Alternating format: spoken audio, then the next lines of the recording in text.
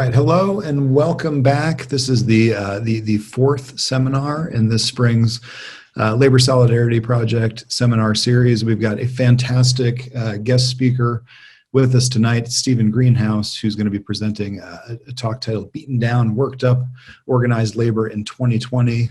Stephen's a former labor and workplace correspondent with the New York Times, a career recently concluded that spanned 5 administrations, from Reagan to Obama, which is some pretty significant labor history, most of it pretty dire, if you're going to be totally honest. But I know too that during your time with the Times, you were doing both domestic and global labor sort of transformation. So very excited to have you here tonight. When I think of your work, I think of you as a scholar, of course, but also a storyteller and a public intellectual. I think your work it's sweeping, particularly your latest work. It's informative, and I think it's also really entertaining. Beaten Down, Worked Up it's an incredibly readable history. And I think, I'm obviously a little biased when it comes to the topic, but I thought it was a real page turner. And I'd put it right up with, I'm thinking this is probably going to be the first quarter my students have read any of it.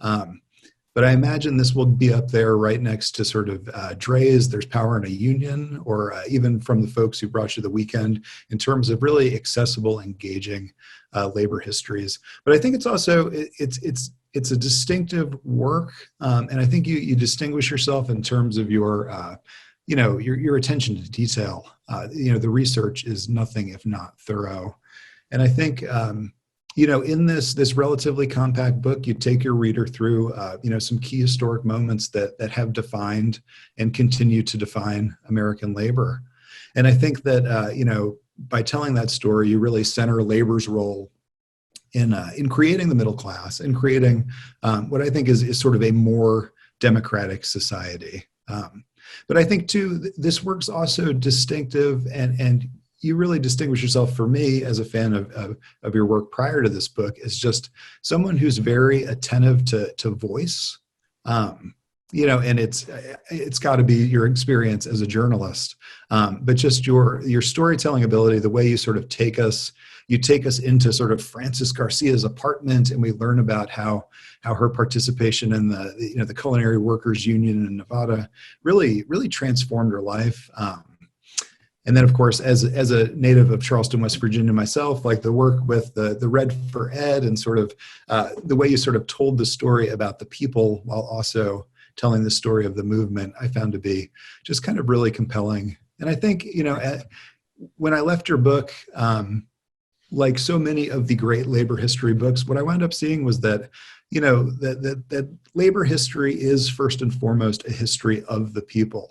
And it's a history of people pushing back and demanding more. It's a history, to cite your title, it's a history of people who've been beaten down and who've been worked up.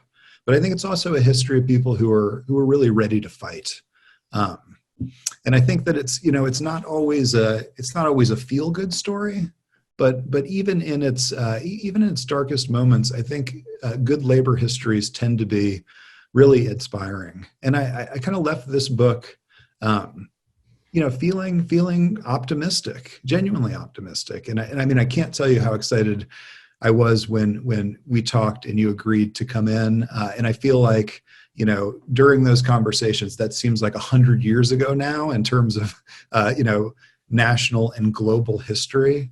But I can't tell you how much I am just honored for you to be here. I'm incredibly thankful for your work, and thankful for your willingness to share it with our students and our community. And thanks too for staying up so late with us. I want to acknowledge that you're the second East Coast speaker we've had in the series, and it's just after dinner time here, but I know that people are turning in on the East Coast right now. So I really do appreciate that. So thank you so much, Stephen Greenhouse. Thank you for that very kind introduction, Professor Miller. It's an honor to be here. I was hoping to make it out to Washington State to give some talks this spring, but been sidetracked by this horrendous coronavirus. In and I'm sorry I don't get to meet all of you in person, and would love to speak to your class and meet the other people who are on this. So I'm going to talk a bit about the state of labor in the United States nowadays. Both pre-COVID-19 and after COVID-19. Things have changed so much in the past 6 weeks with COVID-19. It's like hard to have assimilated, absorbed, what they all mean for workers, the economy, business. It's all kind of frightening. And some, a lot of what I wrote is pre-COVID-19, and things have changed a lot, and we'll see how much of this holds up 6 weeks and 6 months and 6 years from now. So, I was a reporter for the New York Times for 31 years. I covered labor for the paper for 19 years. And my sense in writing about the American workplace is that in many ways, things haven't changed that much over the decades. And I'm going to start by depicting a few scenes. A 20-something worker hunches over a machine in her apartment on the Lower East Side of New York City or in Seattle, toiling from early morning until after sundown, often making a tiny amount for each piece she finishes. Is that person an 1890s garment worker doing industrial homework paid by the piece for a puny amount? Or is that person here in 2020 working for an app like Mechanical Turk, hunched over her machine being paid by the piece and making $4 or $5 an hour? A few months ago, I talked with an Uber driver in Los Angeles named John Billington, 4.9 rating. He was shocked when Uber suddenly chopped its LA fares from one day to the next from $2.50 an hour, $2.50 a mile to $1 a mile. And as a result, he said his weekly gross pay fell from $1,500 a week all of a sudden to half that, to $750 a week. And he said, Uber dictates everything. We don't get any input. It's unfair. We all know about Google, one of the great companies of our time. Google has about 220,000 workers, but actually less than half of them, 100,000 of them, are regular full-time employees, and 120,000 are temps or contracted out workers with less pay, less benefits, less job security than the regular workers. Kickstarter is one of the nation's hip new companies, and it faced a unionization drive. And soon after learning that there was this unionization campaign, Kickstarter suddenly and mysteriously fired 3 of the 8 workers on the union committee. I live on the Upper West Side of Manhattan, talking from far away. And one day one evening I was walking to a restaurant, and I see this white box truck with nothing painted on the side. And there are these 3 guys in back. And I look inside and I see there are all these boxes saying Amazon. And I talked to the guy who was clearly the crew chief, the crew leader, and said, "What are you doing?" He says, "Well, I'm delivering Amazon stuff." And I realized it was like an old, crew from the 1910s or 1920s or 1930s, work crew. And they didn't have regular jobs. I learned later that Amazon has this thing called Amazon Flex, which is much like Uber or Lyft, where if you have a vehicle and want to make deliveries for Amazon, you sign on and you can make 50 or 100 deliveries in the day, and there's no job security, no benefits. And it's much like what existed 100 years ago. And now in the COVID-19 era, I'm thinking of some of the things we've seen. Workers at Amazon warehouses here in New York and in Minneapolis and elsewhere complain that they don't have time to wash their hands and often have to work, closer than 6 feet to each other. I interviewed some McDonald's workers in California who said that at their McDonald's, they weren't given masks, gloves, not even hand sanitizer, not even hand soap to wash their hands. And in my writing about labor for 19 years for the New York Times and the 5 years since I retired from there, I see in many ways that the trends of today's workplace are in many ways the trends of the past. Many employers, certainly not all, are eager to find ways to minimize their labor costs and eager to minimize their ties or their responsibility to their workers. Until COVID-19, unfortunately and tragically drove up a few weeks ago, some politicians were saying this is the best economy ever. But in my new book, Beaten Down, Worked Up, I argue that some things are very wrong with the economy and how workers are treated. I forgot to say, Alex, I had some slides of Amazon protests during COVID-19. I think it's slide 3. Will that show up? Excellent. Yeah, I'll start sharing the screen right now. I'm sorry. And then slide 4 is McDonald's protest. Does that show up? It will be showing up right now.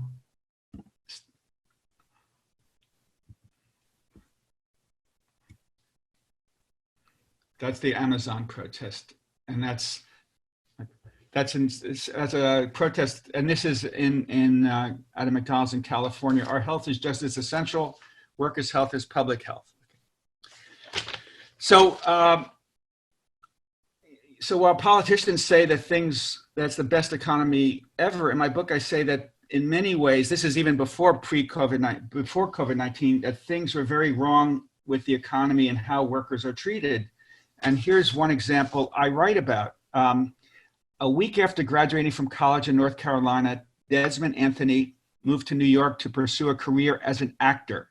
To support himself, he took a job as a sales clerk and cashier at the Express clothing store in Herald Square. At first, his boss assigned him 30 hours of work each week, but after several months, his hours were cut to just 12 or 15, and some weeks he was assigned no hours at all. Working just 15 hours a week, Desmond Anthony earned only around $500 a month, not enough to cover his $800 monthly rent, let alone the several $100s needed for phone, subway, and food. Some days he went hungry. Some weeks he had to ask his parents for money. Desmond Anthony repeatedly urged his boss, please assign me more hours. But instead of giving him more hours, the store hired more part-time workers, giving the store more flexibility to plug workers into its ever-changing schedule. Desmond Anthony quit in frustration because he wasn't able to make ends meet. One of the themes in my book is that workers in the US too often don't receive some of the basic protections that are nearly universal in other industrial nations. Go to advance to slide 5, please. The US is the only industrial nation that doesn't guarantee all workers paid parental leave, doesn't guarantee female workers paid maternity leave. The only other countries in the world that don't guarantee paid maternity leave are Papua New Guinea, Suriname, and a few tiny Pacific Island states. In the 27 nations of the European Union, they generally guarantee women 6 months paid maternity leave. In the US, there's no federal law guaranteeing paid maternity leave. Please go to slide 6. The US is the only industrial nation that doesn't guarantee workers any vacation, paid or unpaid. The European Union's 27 nations guarantee workers at least 4 weeks paid vacation. France workers are guaranteed 6 weeks paid vacation. In the United Kingdom, 5 weeks and 3 days paid vacation. In Norway, Finland, Denmark, Sweden, Spain, 5 weeks paid vacation. Please go to slide 7. The US is also the only industrial nation other than South Korea that doesn't guarantee all workers paid sick days. While millions of Americans take paid sick days and paid vacation for granted, half the workers in the bottom 25% in the United States by income receive no paid sick days and no paid vacation. With the COVID-19 pandemic, finally, Congress and Republicans agreed to grant some limited paid sick leave, only if it's related to COVID-19. And then corporate America got this wonderful carve out that if you're a corporation with more than 500 employees, you're exempted from the law and don't have to provide paid leave, even if employees are sick with COVID-19. Please go to slide 8. The US is also the only industrial nation that doesn't guarantee all workers and their families universal health coverage. That would be very helpful at the time of a pandemic, but we don't offer it. This means we're the only industrial nation where if you work for a factory with 1,000 workers or a Walmart with 350 workers and that factory that Walmart closes, those 1,000 factory workers and their families, those 350 Walmart workers and their families, can lose health coverage. So there's something really broken about that, that here we are, the world's richest nation. And if your factory closes, if your department store closes, if the call center where you work closes, you can end up without health coverage. I'm told that the younger generation cares greatly about work-family balance and won't put up with some of the things that my generation put up with. I hope your generation does something about these things. To me, it's, and I lived in France for many years, and I saw how much better French workers have it in many ways than American workers. They have universal health coverage, great paid vacation, great paid sick days, and we're the richest nation in the world, and it just amazes me that so many American workers don't have some of these real basic things. So as long as I'm in a depressing vein, forgive me. In my nearly 25 years of writing about labor, I've seen other trends that are not kind to young workers and to your generation.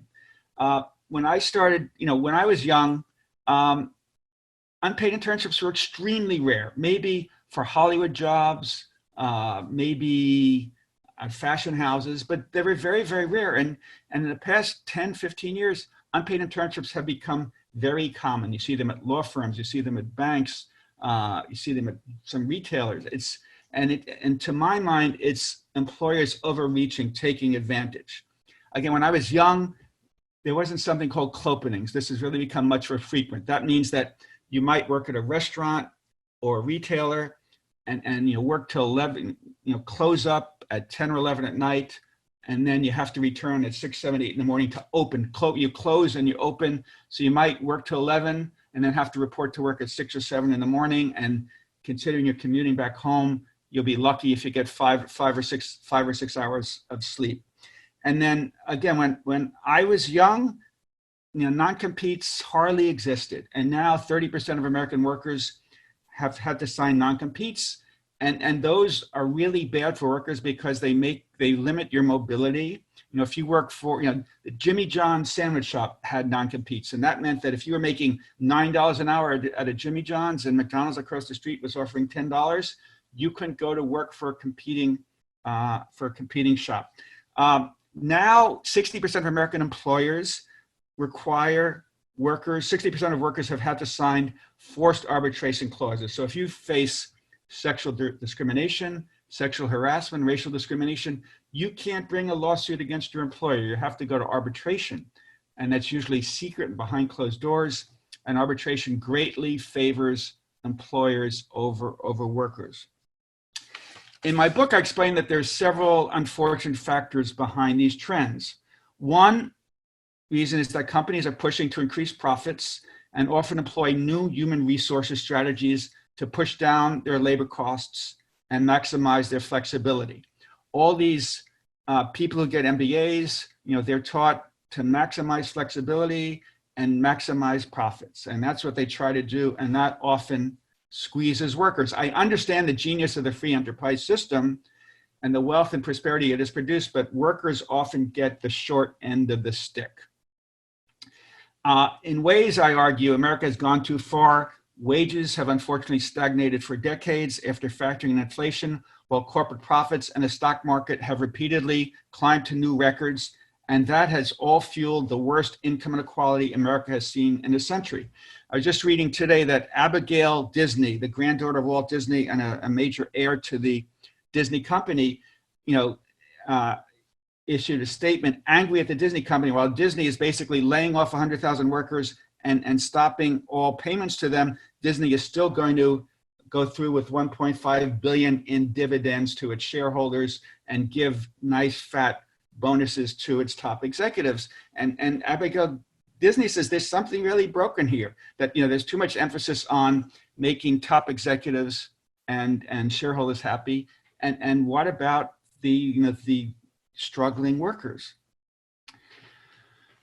Another major trend I focus on in my book and why things are so bad for workers is that there's been a huge decline of worker power in America over the past 50, 60 years. And that's a concept that a lot of people don't understand and they don't think about. Maybe they don't think about it because they don't conceive of themselves as workers. Maybe because they're so busy as Instagram users or Tinder users or Game of Thrones fans or Seattle Mariners fans or Steph Curry fans, and they don't think of themselves as workers. In my book, I argue that worker power in the US has fallen to its lowest point since World War II, and probably since the Great Depression. And we're seeing that play out now with COVID-19. All these, famous corporations, Walmart, Amazon, Instacart, McDonald's, it seems that, workers are often treated as the caboose. Their concerns to make sure that they're treated with respect and make sure that they're safe. That's often, not close to the first thing that companies think about. And I'm thinking about the story of the Walmart cashier who wore, she brought her own mask to work, and Walmart said, "No, you can't wear a mask." And she said, "Why not? I needed to protect myself." And Walmart said, "It scares the customers when you wear a mask. They think you're sick. So you got to take it off, because we don't want to alienate the customers." So we read now that a lot of Walmarts require all their employees to wear masks and take temperature, but customers are not required to wear masks. So the customers are invaluable. We're not going to hassle them with masks, but, and so what if they infect workers, but the workers, have to wear masks? So why has worker power declined so much in the US? Please go to slide 9, Alex.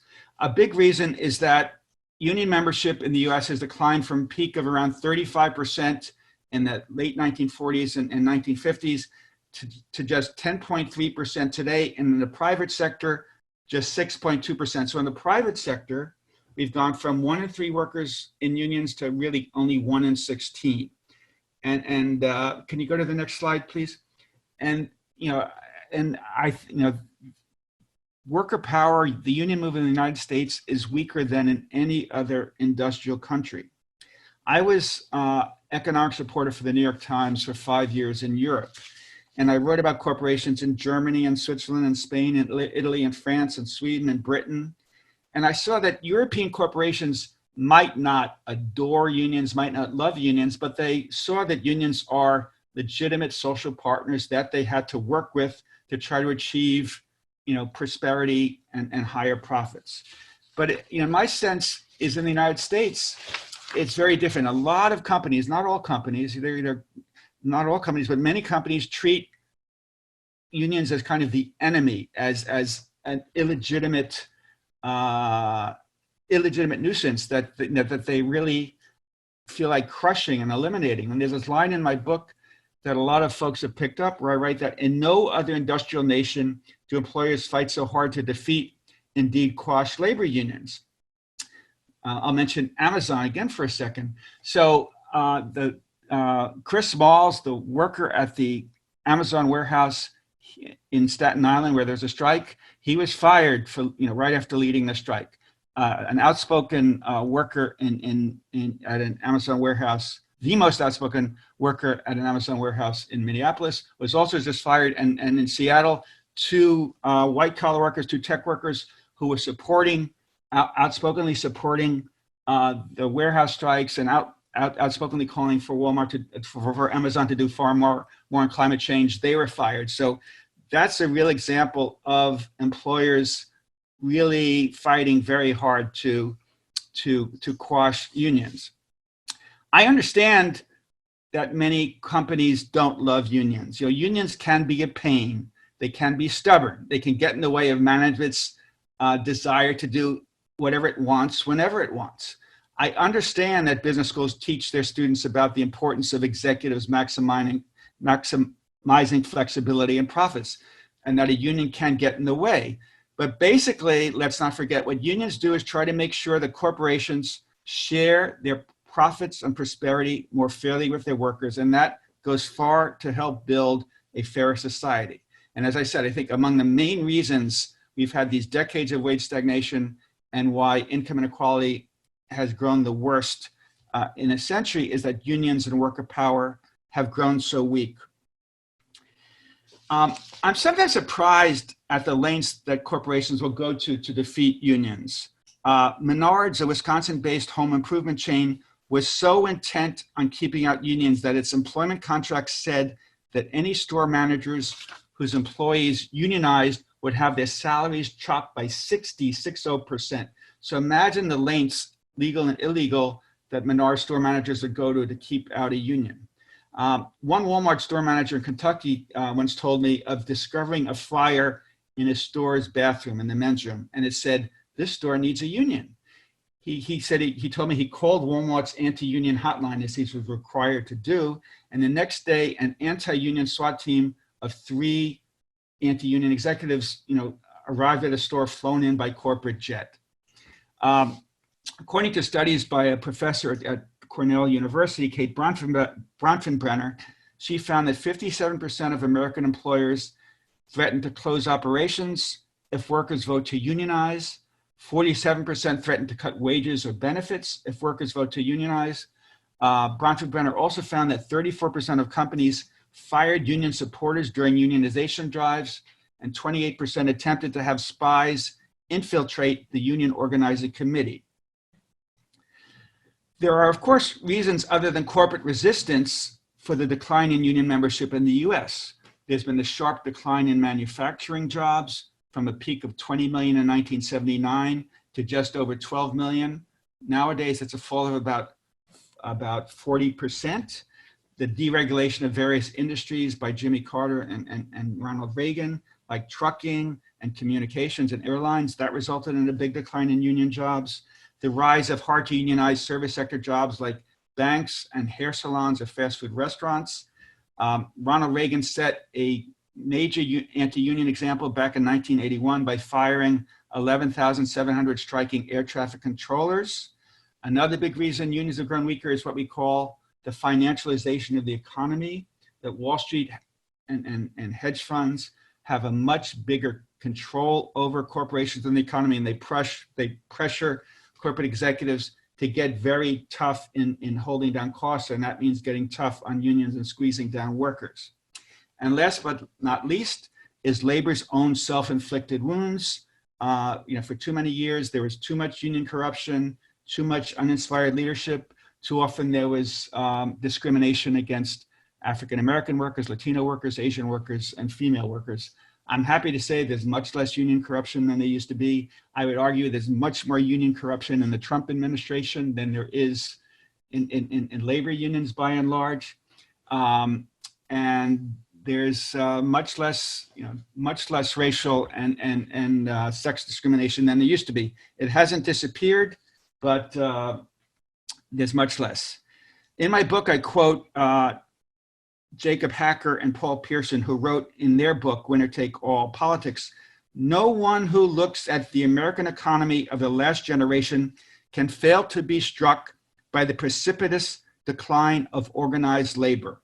While there are many progressive groups in the American universe of organized interests, labor is the only major one focused on the broad economic concerns of those with modest incomes." Here's an important example of how weak workers' voice is and how strong corporations' voice is. Can you please go to slide 11? So in the 2016 election cycle, business outspent labor 16 to 1. Business spent $3.4 billion to $213 million spent by labor. Let's look at lobbying. Each year, corporate America spends about $3 billion on lobbying in Washington. That's more than 60 times as much as the total that unions spend, 48 million. Little wonder then that many lawmakers seem vastly more interested in giving $1 trillion tax cut to corporations when corporate profits were already at record levels, when Wall Street was already at record levels. Little wonder that all these lawmakers are so much more interested in that than raising the federal minimum wage, which is still $7.25 for more than a decade. And we've gone longer in American history without a minimum wage increase than any time since the federal minimum wage was first enacted back in 1938. Eons of time ago, when I was an undergraduate, about 50 years ago, I'm embarrassed to say, I read a book by John Kenneth Galbraith, and he talked about the important role that unions played as a countervailing power to corporate power. Unions not only helped assure that workers are paid fairly, but they helped fight against corporations forming huge monopolies and oligopolies, and against corporations despoiling the environment, and against corporations treating many politicians as their puppets. Unions, I'm sorry to say, are no longer nearly the countervailing power they once were. Here's some further indicia of how weak worker power has become in the United States.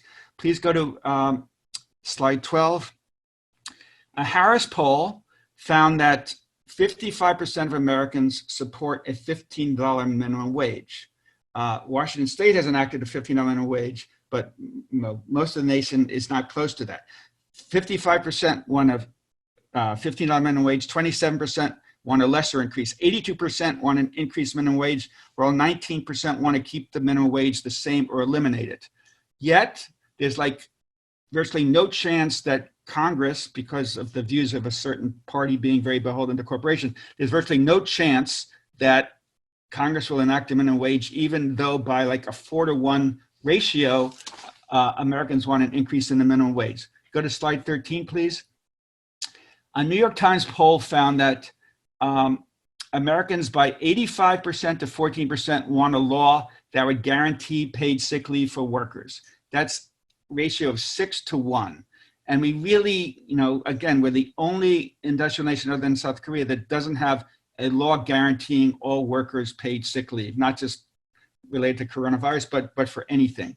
A New York Times poll also found that, a New York Times CBS poll also found that Americans by 80% to 17% want Congress to pass a law that would require employers to provide paid parental leave and paid leave to take care of sick parents. So something's really broken that Americans humongously, by 85 to 14 support these things, and we can't get them enacted. Please go to slide 14. So there are all these, so when we talk about worker power being very weak, I think a lot of people don't realize how that hurts Americans day to day very seriously. And if worker power were much stronger, I argue we'd have a much fairer economy. If you look at this chart, really, pay for the typical American worker has basically remained flat since the 1970s. Please go to slide 15. And I should say, it's remained flat while GDP has gone way up, while corporate profits have gone way up. This chart shows that as the unionization rate has declined, the red line from the 1950s to the 2000s, the percentage of income going to the top 10% has increased. Now, I'm not saying that declining unionization is the only reason for that. I think globalization, financialization have also helped more money go to the top 10%. But I think the decline in unions has been a real factor in increased income inequality. The next slide, please. And this also shows that income share rises to the top 1% of Americans while it has fallen for the bottom 50%. This also in ways parallel, the decline for the bottom 50% also parallels in ways the decline in the percentage of workers in unions. Please go to the next slide. And this also shows that over the past few decades, the share of national income going to workers has declined, and the percentage of national income going to corporate profits has basically reached record levels. So something has grown less and less fair in the US. Now, please go to the next slide. I think this is slide 19. Oh, sorry. This is a very important slide. It shows that basically from the end of World War II, when unions were very strong, to 1973, productivity per worker, productivity per hour, and hourly compensation basically rose hand in hand. They both essentially doubled.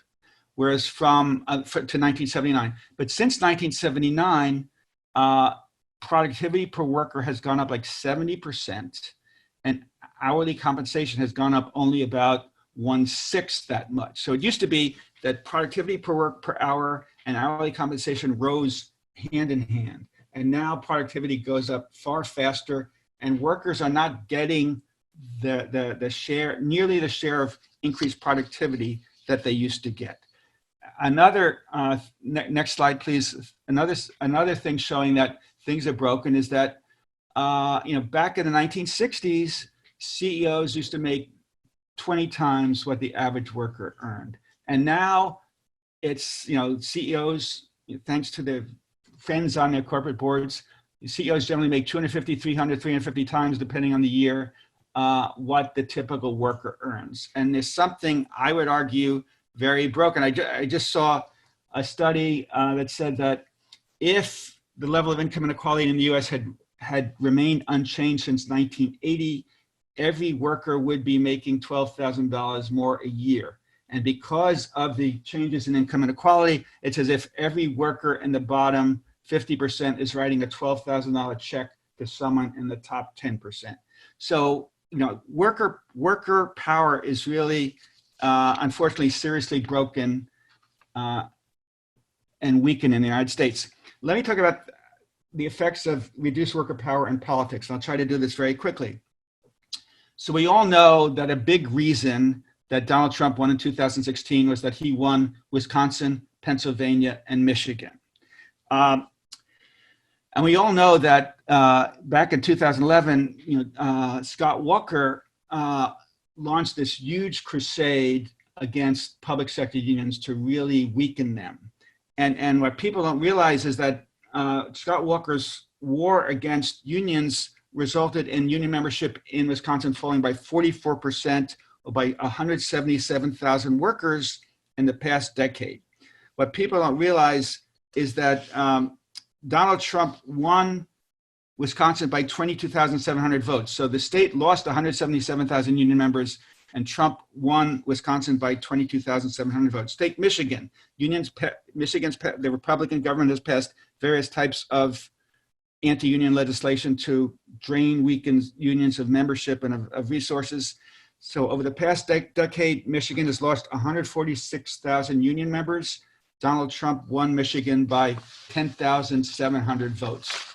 Pennsylvania has lost 182,000 union members over the past decade. Donald Trump won Pennsylvania by 44,000 votes.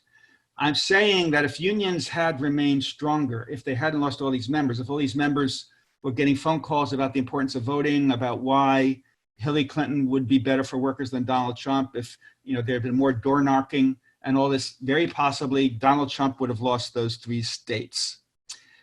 There's a terrific study by professors at Columbia University and Boston University and a colleague at the Brookings Institute that found that anti-union right-to-work laws that say, even if you're in a union workplace, you don't have to pay any fees to support the union that negotiates for you, that they found that in states that pass such anti-union right-to-work laws like Indiana and Michigan and Wisconsin, the Democratic vote share dropped by 3.5% in those states compared with non-right-to-work states. So that 3.5% drop in vote share is much larger than Donald Trump's winning margin in Michigan, 0.2%, and Trump's winning margin in Wisconsin, 0.8%. So in light of today's anti-worker trends, many Americans are keenly frustrated, and that's one reason Americans have been feeling more enthusiastic about unions. And that's one reason we're even seeing more strikes and walkouts. A Gallup poll last year found that 64% of Americans approve of labor unions. That's nearly the highest level in 50 years. And that's up 16 percentage points in a decade. That's a whole lot. According to a recent MIT study, 50% of non-union, non-managerial workers say they would vote to join a union tomorrow if they could. That's up from 32% 2 decades ago. Another vote of confidence in unions is we've seen a wave of unionization among educated workers, adjunct professors, grad students, nurses, folks in my industry, the media, a lot of museum workers. And so there's a lot of excitement now about unions. And then, I'm sorry, please go to show slide 20. I'm sorry. This shows the Gallup poll about the approval rating going to its highest level in nearly 50 years. And the next slide, please, shows this MIT study that shows 48% would join a union if they could. And please go to the next slide. And then we've seen the greatest number of strikes since the 1980s. The huge Red for Ed teacher strikes here. This is West Virginia, also Oklahoma, Kentucky, Arizona, Los Angeles, Chicago. And we've seen, go to the next slide, we've seen the General Motors strike and the stop and shop strike in New England, and the Marriott strikes in many cities. And there was just the huge nurses strike up in Washington state as well. So workers, kind of even before COVID-19, I think a lot of workers felt the stock market's at record levels, corporate profits are at record levels. The nations had been in this huge economic expansion for 10 years. And a lot of workers felt, but things aren't getting better for me. Something is broken here. I think that's why we saw this wave of strikes. Workers felt they weren't getting their fair share. Then we even saw, next slide, please, that 20,000 Google workers, elite Google workers, most of them probably making over $100,000 a year, even they went on strike because they realized that collective action is an important way to register their dismay, dissatisfaction, anger about how the company badly mishandled sexual harassment cases. People often ask me, why did I spend 4 years of my life writing this book? First, I believe that far too many Americans know far too little about labor unions and what unions and worker power have achieved over the years for tens of millions of workers and their families. So I set out to write a highly readable and accessible book that explains labor and the important things unions have achieved.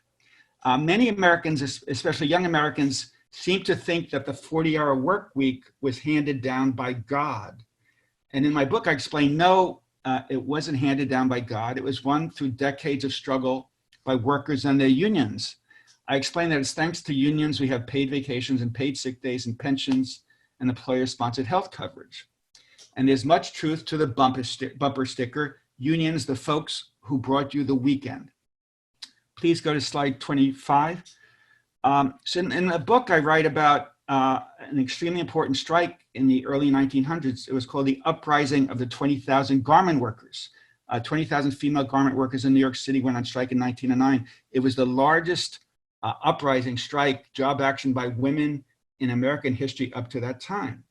They were overwhelmingly women, overwhelmingly immigrants. They were not fighting for a 40-hour work week. They were fighting to lower their work week to 52 hours from 56 hours. And they complained about working from 7 a.m. to 7 p.m., from before sunup to after sundown, and many days not even seeing the sun, not seeing any daylight. They won the right, they won the 52-hour work week. They won the right not to have to pay for the needle and thread in their sweatshops. They also won the right to no longer have to work 5 and 10 hours of extra overtime many nights. In the book, please, slide 26 is another picture of the that 1909 strike. Please go to slide 27. So in the book, I devote a chapter to what many historians say was the most important labor victory in the 20th century, the Flint sit-down strike. And that was against General Motors in 1936-37. And at the time, General Motors was by far the nation's largest, most powerful corporation, and it was humongously anti-union. And for years, it had quashed the union, hired cops to beat the crap out of union members.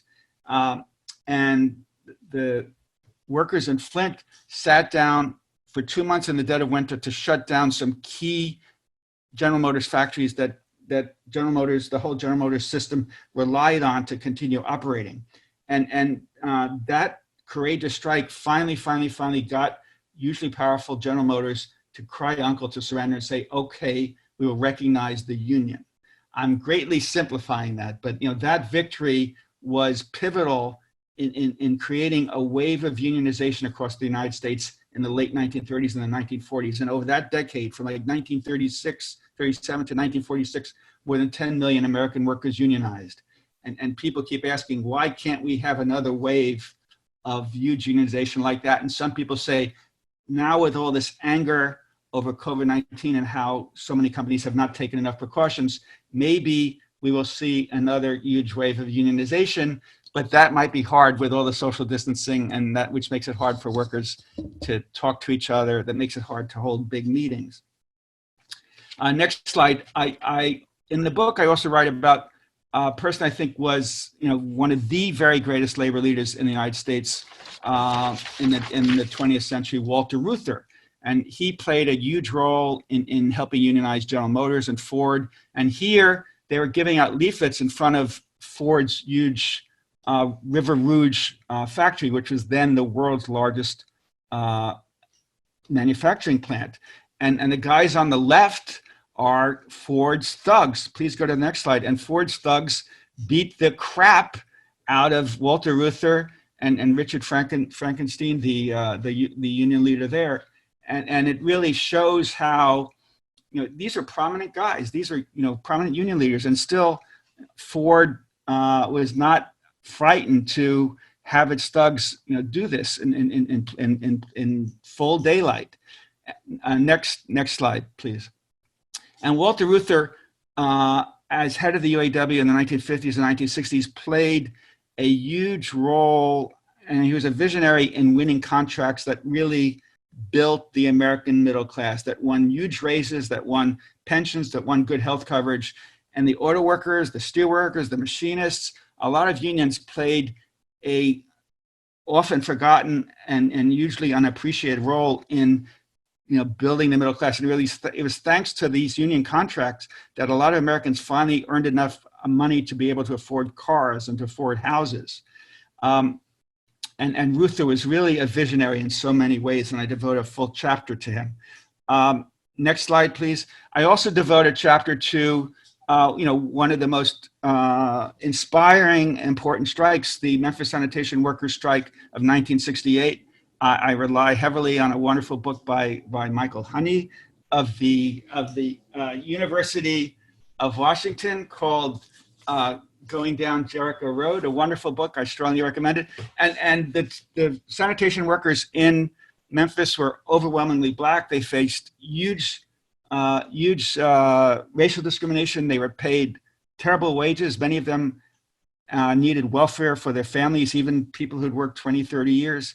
And this courageous strike, where Dr. King played a major role in winning public support for them, really won a huge victory, bringing respect and kind of an end to discrimination for these workers. And unfortunately, Dr. King was assassinated while in Memphis fighting on behalf of these workers. The other day, I was speaking to a class at Rutgers University, and a student asked me, why would I want to join a union? I'd be spending a lot on union dues, and what would I get back? I explained to him, union dues might cost 1% of your pay, but studies show that the typical union member earns about 14% more than comparable non-union workers after adjusting for education age. Second, 83% of union members have an employer-sponsored retirement plan, while just 49% of non-union workers do. Third, union members have much better health plans with much lower premiums generally than non-union workers. Fourth, unions also help reduce the gender pay gap. Women workers in unions are paid on average 94 cents to the dollar paid to unionize male workers. 94 cents to the dollar isn't perfect. There's still a gap. But non-union women earn just 78 cents to the dollar compared with non-union working women. For African-American union members, they earn on average 16.4% more than comparable non-union Black workers. And sixth, I told this student at Rutgers, and I haven't even mentioned what might be the most important advantage of belonging to a union, is that you're no longer an at-will employee. You can no longer be fired for anything. Your employer can often fire you if they think that you didn't have a big enough smile when you came in the morning, or you didn't like the color of your shoelaces. If you're a union member, you can only be fired for just cause. So that if your employer is pissed off at you at something, they woke up on the wrong side of the bed, you can't just be fired for nothing. There really has to be just cause, and there can be a hearing to determine whether you were fired improperly or properly. So a central concern in my book is that worker power has grown too weak, that things are out of whack. The one thing I agree with Donald Trump on is that the system is rigged. To my mind, the system is usually rigged in favor of the rich and against unions and workers, against the little guy.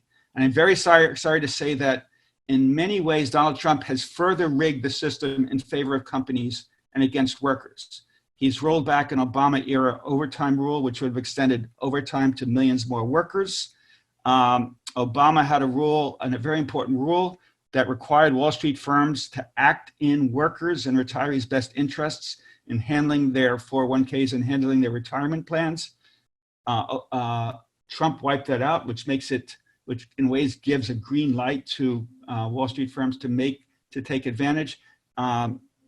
Trump has greatly reduced the number of OSHA inspectors. Right now, with this pandemic, Trump's OSHA has basically told essential workers, you're on your own. We're only going to do investigations to make sure things are safe for healthcare workers.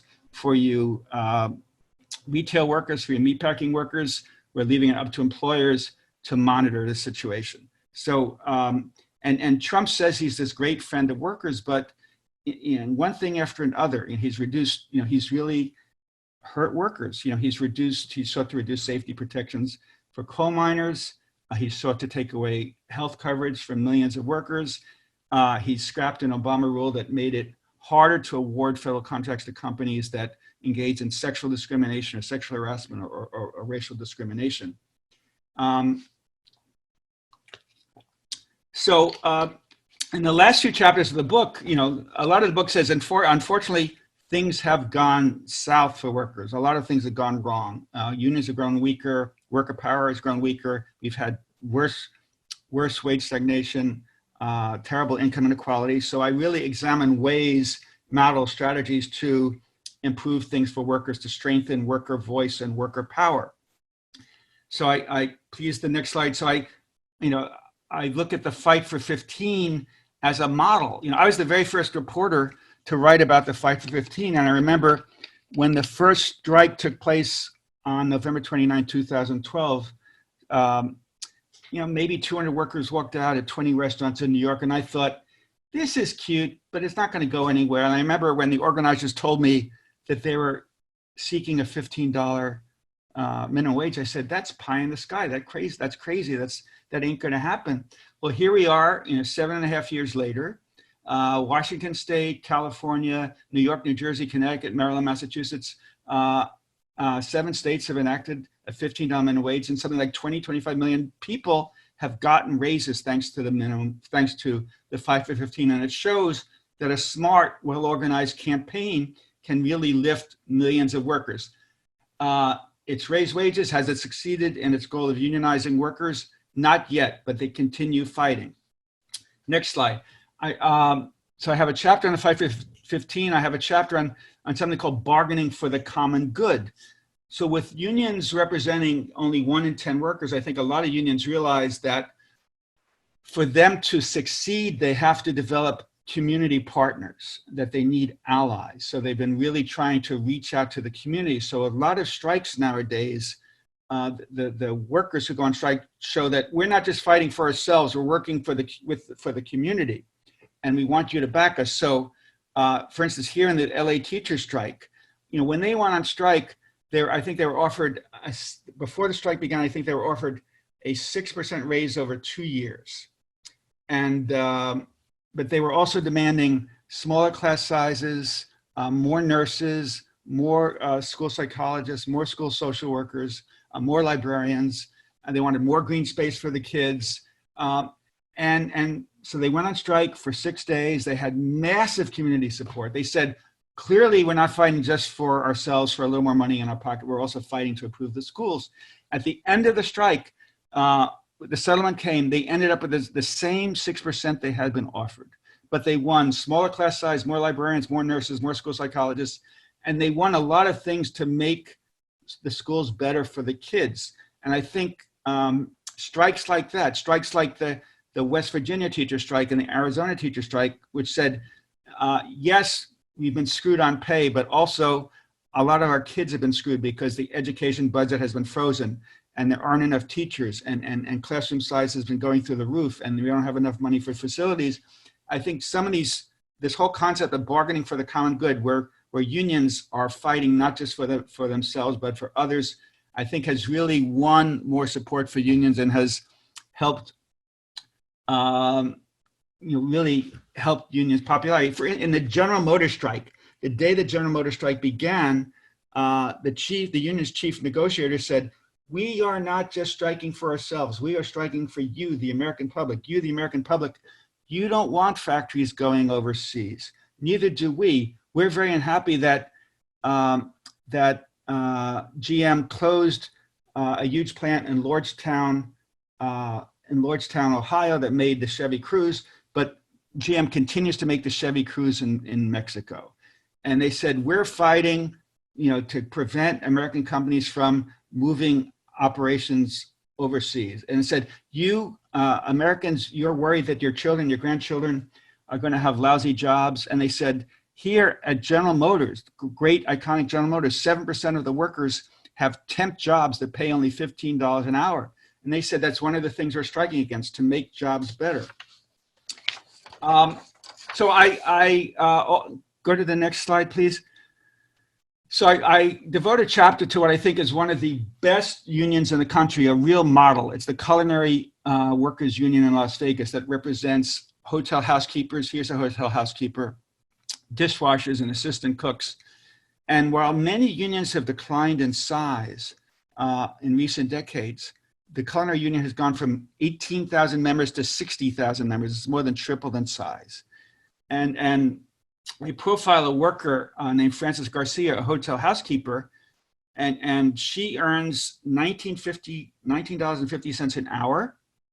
Under the union contract, she works 40 hours a week. She makes $780 a week, nearly $40,000 a year. And as Alex said in the introduction, I visited her apartment. She has a lovely 3-bedroom apartment. She has a very nice Toyota Camry. She has this huge big screen TV. She has this wonderful leather couch. She has raised her 3 kids on her own. She's separated from her husband who moved away. And it shows that even a hotel housekeeper can live with a strong union that knows how to bargain, can live a good middle-class life. Can you go to the next slide? This is Frances Garcia with her 3 kids. So she makes $19.50 an hour. The typical non-union hotel housekeeper in the U.S. makes only $11 an hour and maybe works 25 or 30 hours a week. So if you make $11 an hour and work 30 hours a week, you make $330 a week, only about $17,000 a year. So Frances Garcia, seated here, makes $40,000 a year and has a pretty good middle-class life. The typical non-union hotel housekeeper makes maybe $16,000, $17,000 a year. No way can you support a family of 4 on that. No less, probably it's hard to just support yourself on that. And another amazing thing about the Culinary Union, so we all know that a big reason Donald Trump won was Wisconsin, Pennsylvania, Michigan flipped from blue to red. Well, Nevada is traditionally a red state, but all these political experts I spoke to said the main reason that Nevada has flipped from red to blue is because of this amazing union, which does such a great job registering people, getting people to vote, and communicating with people, educating people, that it really played a huge role in flipping that state. And a lot of people are saying that union and what it does in lifting people into the middle class and mobilizing people in politics. And it also it has a great training school to train, hotel housekeepers to become, say, waiters and double their pay. And they could also study for free to become bartenders or sommeliers or chefs and triple their pay. So it's really a wonderful union. Just 1 or 2 other things very quickly. So in my book, I argue that the American system is in many ways too rigged. In too many ways, politicians favor corporations and do the bidding of corporations.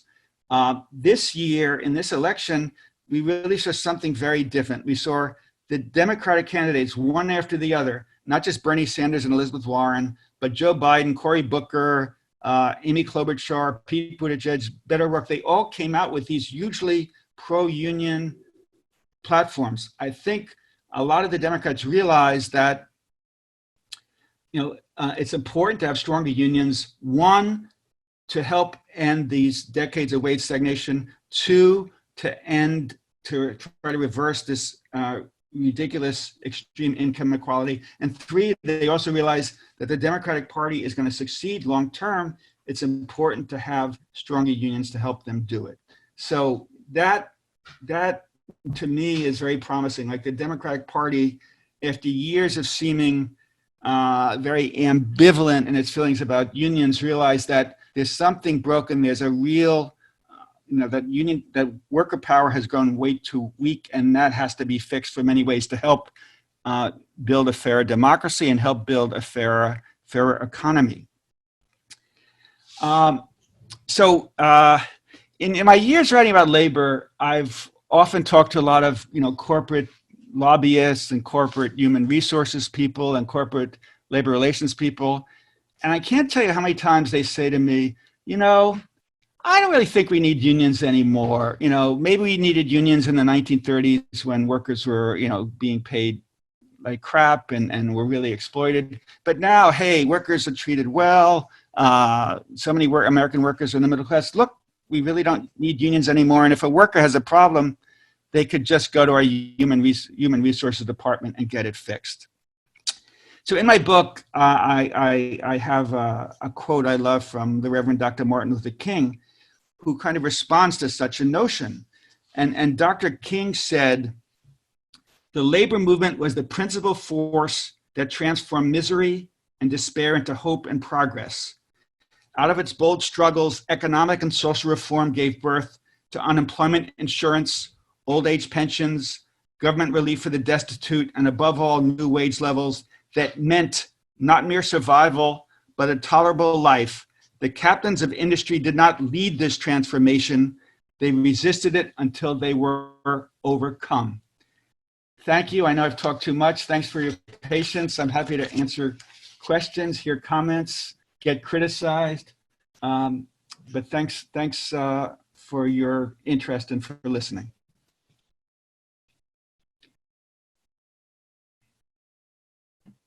Mute. All right. Thank you. Thank you so much for sharing this work. And again, I feel like the book itself, you covered a ton in a relatively short period of time. And we do have it's a great movie. I cover the waterfront. Yes. And we've got a ton of interesting questions coming in from our chat room participants. We've got a Google Doc sort of running with, we're trying to sort of sort through these. But I did have some questions that were submitted by students ahead of time. And I think I'm trying to kind of yoke a few of these together. And I know that, in the subtitle of your book, you do talk about sort of the future of organized labor. And I'm just, and a couple of the questions that have come across the wire as you were speaking have to do with the current pandemic and sort of the situation. People want to know whether this is, is this an opportunity for increased labor activity? Is this sort of a risky moment in history to sort of exert labor's power and risk sort of public backlash? Do you have any thoughts on that one? Sure, lots of thoughts, and great question. So clearly, in recent weeks, we've seen an extraordinary surge of worker anger and activism. And another extraordinary aspect of this is that it's kind of often by the most down and out workers, low wage, non-union workers, McDonald's workers, Amazon warehouse workers, Instacart workers, Uber drivers. And they are I think, a lot of workers, American workers, are really scared of their boss and scared of being retaliated against if they stick their neck out in protest. But what's different here is that all these, quote, precarious workers are so worried about their safety that they're willing to stick their neck out. And this is a huge, kind of muscle flex and huge militancy. So the question is, can this be converted? Can this evolve into some bigger workers movement? And I'd say the jury is out on that. I think unions are trying to, unionize, for instance, Instacart workers. There was the Instacart strike a few weeks ago, and they're really trying to unionize these folks. A lot of nurses are really pissed off, and I think that's helping unionize them. But I think a lot of companies realize we got to give some concessions to these workers. We got to throw them a few bones. maybe we'll fire the strike leaders, the ringleaders. We'll say a few conciliatory words, and we'll try to like buy them off and quell things and shut them up. And there's a big question about, whether unions, worker advocates, can somehow, continue organizing these workers and continue moving them forward so that we can build on that. And we can't forget, though, that, American laws are very hostile towards unions. Corporations fight very, very hard against unions. So, I think there is a push, at Amazon, at Target, at Whole Foods, at Trader Joe's, to try to turn this into something bigger. But, it's one thing to have 30 workers at an Amazon warehouse go out on strike. It's a whole different kettle of fish to try to get a majority of the 5,000 workers at an Amazon to vote for a union, especially when American laws are so unfavorable to unions that companies like Amazon can prohibit union organizers from setting foot on company property. So there is this amazing burst of energy. Workers, I think, haven't been so, jazzed up in many, many years, but it's unclear whether, because our laws are in ways so unfavorable to unionizing, whether it could be really translated into a larger workers' movement. Nice. I had another question. And the social distancing makes it all much harder. I'm forgetting to mention that. Yeah, it's hard. When you try to unionize, you want to have a big meeting of 100 or 200 workers and jazz people up and show solidarity, but you can't do that. And Zoom isn't quite as good as Zoom is. It's not quite an equal substitute. Well, and that actually that connects to another question that a student asked ahead of time about organizing workers in the gig economy, right? Who are technically categorized as independent contractors. What do you do? I'll quote directly from the question: how do you unionize people when the workers themselves aren't actually having much of an opportunity to interact with one another? So. In your state, Seattle passed the first law in the country that gave Uber and Lyft drivers a right to unionize. I'm going to get a little legalese for a second. So under National Labor Relations Act, passed in 1935 under Franklin Roosevelt, the federal government gave private sector workers a federally protected right to unionize. If majority of employees at a workplace vote to unionize, the employer has to recognize the union and bargain with them. But that law did not cover farm workers, domestic workers, or independent contractors. So Uber and Lyft say their drivers are not employees, that they're independent contractors and thus don't have a right to unionize. And the Trump National Labor Relations Board said they're also not independent contractors. But so Seattle passed this law, and independent contractors often say, well, they can't unionize because that's a conspiracy in restraint of trade. So you need a state to pass a law specifically to say these independent contractors can unionize. And now there's an effort underway in California, another one here in New York, where the legislatures might pass a law allowing independent Uber and Lyft drivers to unionize. And here in New York, there's something called the New York City Taxi Workers Alliance that's done a great job really forming a union of taxi drivers. Maybe they don't bargain collectively, but they really, they could shut down all, like 80% of taxis overnight in New York to like demand higher fares and so there's a way to unionize, even Uber and Lyft drivers, hundreds of them might be sitting around together at an airport and there are organizers speaking to them. So it's hard to reach them, but, different groups have reached out and have made some progress in getting them to form groups like Gig Workers Rising. And here in New York, there are a few efforts to, form groups of Uber and Lyft drivers, and certainly in Washington as well. And we had a student on the discussion board mention home healthcare workers. And I know, especially in Oregon, have had a lot of success despite sort of having jobs that sort of kind of isolate them socially. So home health workers are a complicated issue because, are you just employed by the 83-year-old you're taking care of, or the parents of the disabled child you're taking care of? But since Medicaid, maybe the state Medicaid is paying your salary and the salary of like 10,000 other other home care workers in Portland, some might say, well, you're really employed by the county or by the state. So in Los Angeles County, around 2000, Los Angeles County passed a law saying basically that all of the 73,000 home care workers in the county have the same employer, the county. And it enabled them to unionize. Instead of saying that each is employed by 73,000 different families with 73,000 different employers, it said there's this one master employer. So in several states, mainly blue Democratic states, they've really created these entities saying there's this overarching employer for home care workers and they can unionize. And like in Michigan and some other states that have flipped from blue to red, and now Michigan's gone back blue again.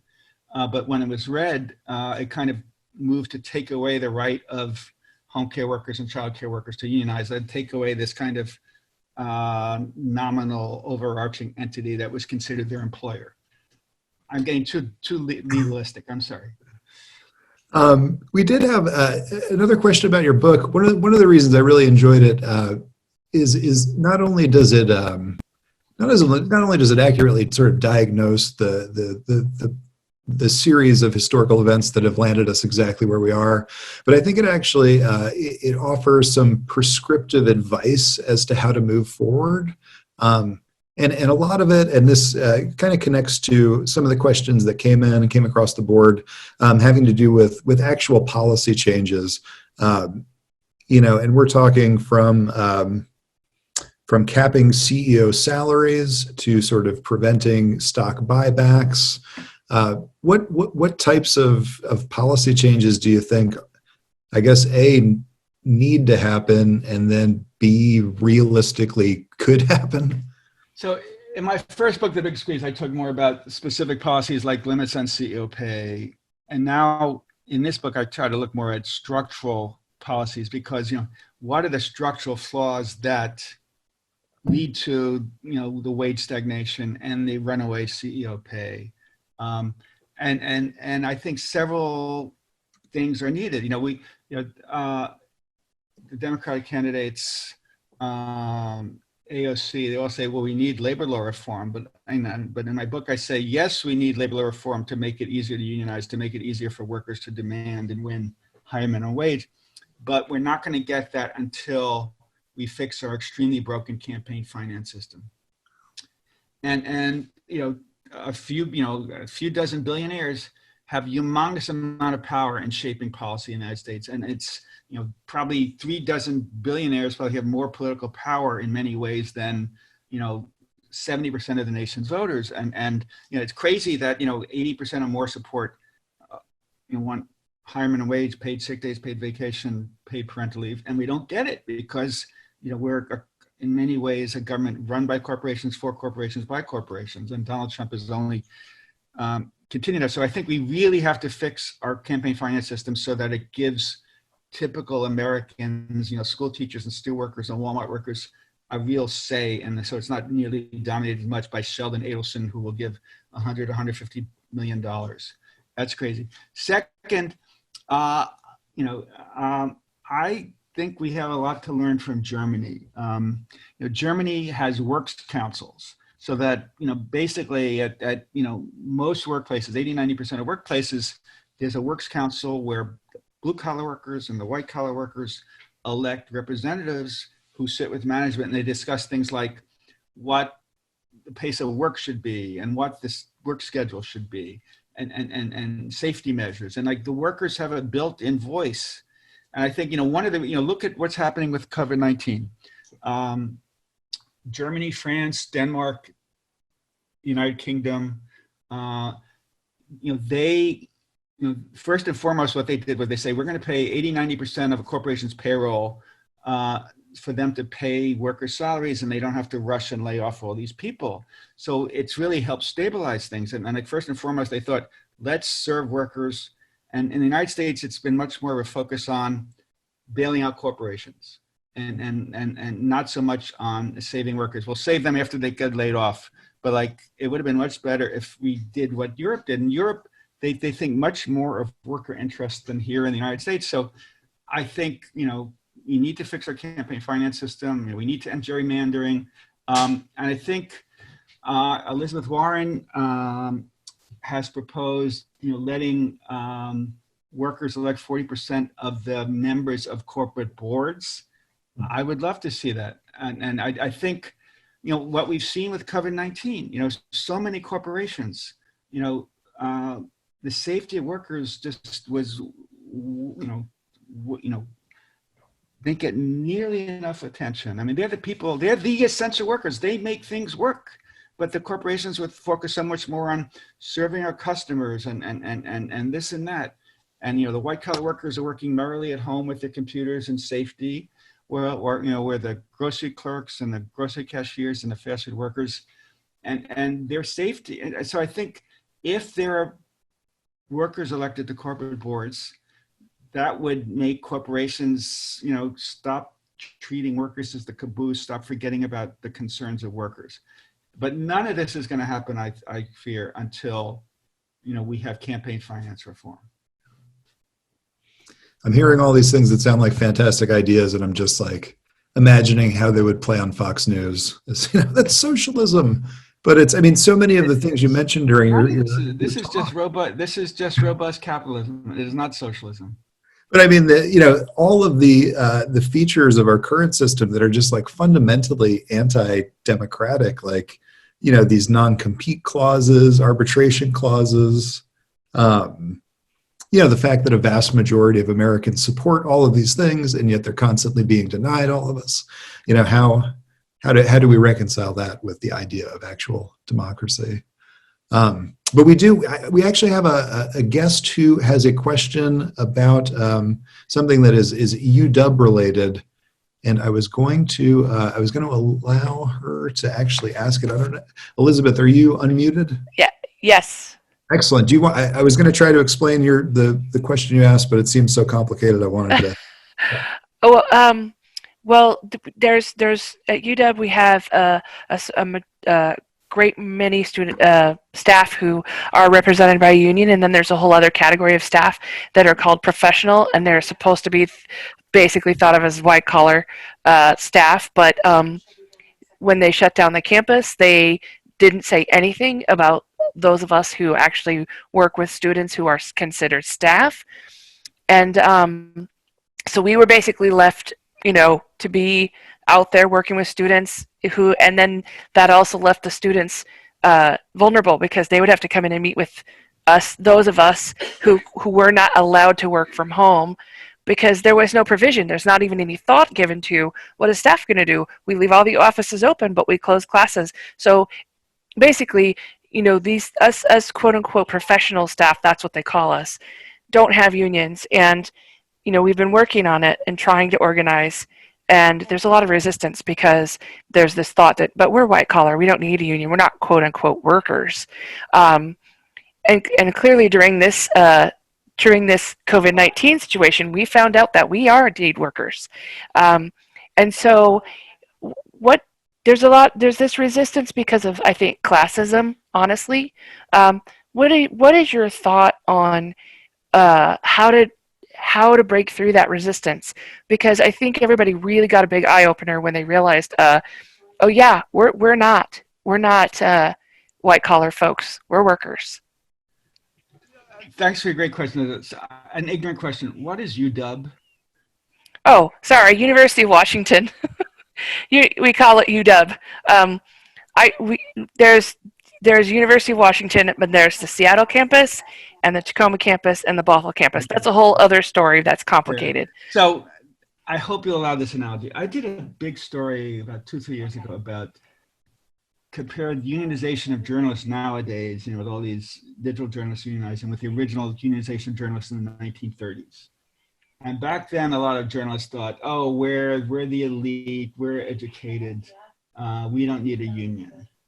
And then the Depression came, and there were huge layoffs, and their wages are pushed down, and they're making less money than the typesetters and the printing machine people. And they said, you can't eat prestige, you can't eat, you can't eat, flattering yourself to be a white collar worker. And they saw, they were being screwed, and they realized that quote unquote lowly blue collar workers were doing much better economically and being treated with much better respect, much more respect than they were, and they unionized, and in city after city across the United States. And I think a lot of white collar workers think, well, I'm an elite professional, I don't need a union. But look across the state at the Boeing's aircraft engineers. A lot of them are engineers, with masters and some with doctorates, and they realize that, hey, we might be elite white, elite engineers, but when we band together, we have more power and can achieve more. And I think we've seen, teachers went through that. The National Education Association, the nation's largest labor union, I think for a long time they thought, we're professionals, we don't need a union. And the members of the American Federation of Teachers, which is kind of more, a little more to the left, said, no, we're teachers, but we are workers and we get kicked around and we need a union. So eventually, the National Education Association, which for years was kind of a conservative professional association, they realized, we're being squeezed, we're not getting paid enough, we're not getting good enough benefits, we need a real union. So the NEA turned into a really feisty union. And I think if you squeeze, mistreat, disrespect, white collar workers enough, they'll realize, hey, we could improve our lot by acting collectively. And a lot of, there might be some, super talented white collar workers who think I could get a better deal for myself, without a union. But I think the majority often realize, hey, we'll get more respect, we'll get better treatment, we'll get better benefits if we get a union. Thank you so much. I really appreciate it. I mean, I was at the New York Times for many years, and we were, we felt ourselves kind of an elite, and there was a time when the union kind of fell by the wayside for a lot of us, and then there were a few years of negotiating where we felt, hey, they're really taking advantage of us. They really think, oh, we're just a bunch of white collar namby-pambies who aren't going to stand up and they could push us around. And I think the New York Times is in many ways a great company and does a great job investing in a great news product, but they sometimes shortchange the workers on pay and benefits. And then I remember my last year at the New York Times before I retired from there, workers really got angry, and the union suddenly became an infinitely stronger thing than it had been a year or two earlier. And people realized that even though we're elite white collar workers, as the saying goes, there's power in a union. Do you have time for one more, Stephen? Sure. We just my voice is holding out. No, this is absolutely amazing. I mean, I have so many questions, but I realize it is significantly later on your side of the country right now. We did have a question that came across the chat room, just about sort of how other industrialized nations actually structure, national paid leave, national sick leave, all of these programs that we should have but we don't have. And what makes America so unique in terms of why can't we have nice things, basically? That's a great question, and it's related somewhat to the other question about American exceptionalism. In my book, I use the phrase, we suffer from anti-worker exceptionalism. And people often talk about American exceptionalism as why did socialism never take root here? Recently with Bernie, it's done much better. But I think, several explanations I've heard that I believe in. One, a lot of people who came to the United States were much more entrepreneurial, robber baron types, individualistic, and maybe they kind of got the upper hand in politics. I think another thing, Nelson Lichtenstein, the great labor historian, wrote this, that in Europe the state became powerful before the corporations became powerful, whereas in the United States in the late 1880s, early 1990s, the corporate state became much more powerful before the government state became powerful, and in many states and now in the federal government, corporations have undue control. And Kaiser Wilhelm in Germany in 1880s, 1890s, he was really a leader in a revolutionary in ways in bringing good benefits for workers, and he kind of set the tone for many European countries. And there was a real, the 1848 uprising in Europe, kind of a socialist uprising. There's a lot of a stronger left in many ways in Europe. And Europe, I think, was much more attentive to worker needs in the second half of the 19th century and the first half of the 20th century. In the United States, corporations control all these state legislatures. There are real, and corporate money has, I remember I was working in a political campaign in 1970 when I was in high school in New York, and this amazing senator from Oklahoma, Fred Harris, came and spoke. He was he might have been the most leftist person in the US Senate, Fred Harris. He was a populist. And like back in Oklahoma, they were electing real leftists. And the book, What's the Matter with Canada? Why have so many Americans moved to the right? I think they've, the Koch brothers and Fox News, and, I think they've really made people think that issues like abortion and the horrible coastal elites in Washington State and California and New York and Massachusetts are pushing them around, and they shouldn't take that. They should vote Republican. So I think a lot of people have voted against their economic interests and voted for Republicans. And Republicans, I submit, are first and foremost the corporations, that's politicians who serve corporate interests. So that's why even when we had this horrendous coronavirus crisis, Republicans in Congress and the Trump administration insisted on exempting corporations with more than 500 employees from the paid sick days law. That's unbelievable. And I just think corporations, through the campaign finance system, through the structure of the Senate, which really favors conservative states, it's and a lack of a social democratic tradition, although it's been boiling up with Bernie.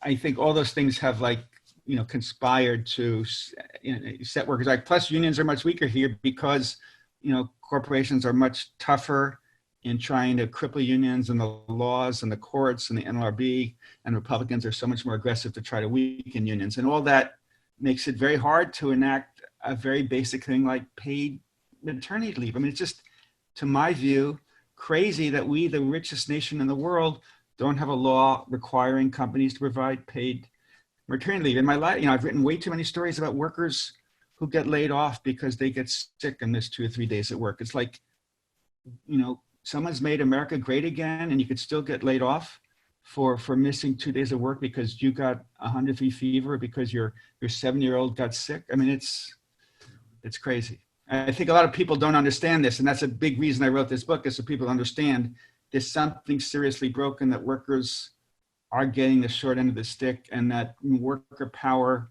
has grown way too weak, partly because corporations and a certain political party are very, very, very happy to keep worker power very weak.